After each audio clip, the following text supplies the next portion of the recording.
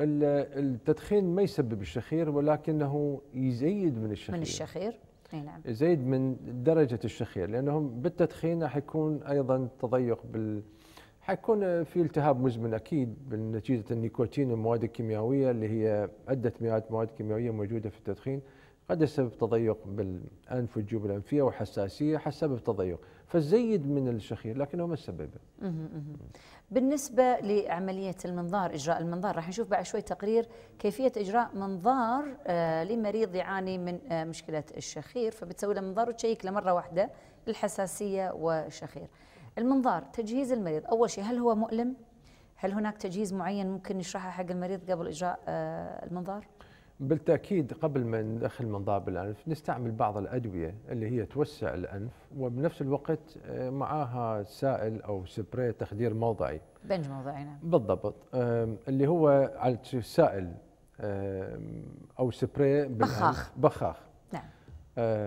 وكذلك بالنسبة لموسعات للأنف اللي هي تقلص الأوعية الدموية فتفتح الأنف، وينتظر المريض 5 إلى 10 دقيقة، بعدين نجي منظار حيكون من الأنف حتى نشوف اللحميات والأنف، وبعدين إلى خلف الأنف نزولا إلى البلعوم ونفحص الحنجرة والحبال الصوتية وعلى الحنجرة، ويعمل المريض حركة الشخير اللي تصير بالنوم.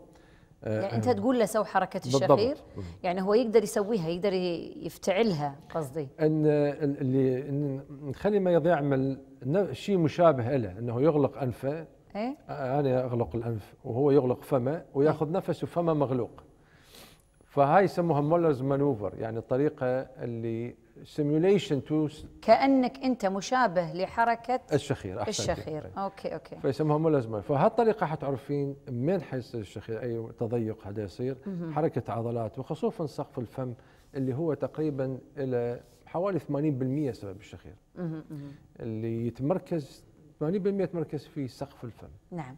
دكتور محمد، نبي نشوف مع بعض تقريرنا لهذا الأسبوع وكيفية إجراء المنظار لمريض يعاني من الشخير ويالك العيادة الخارجية، ومن بداية دخول المريض إلى العيادة وكيفية إعطاء البنج الموضعي، عشان بس نحب ننوه لكم أن فحص الشخير أو فحص المشكلة هذه ممكن ما يسبب لكم، طبعا في البداية يكون لها إحراج، بس ما نبيكم تنحرجون لأن لها علاج، وعلاج شيء بسيط في عيادات اليوم الواحد.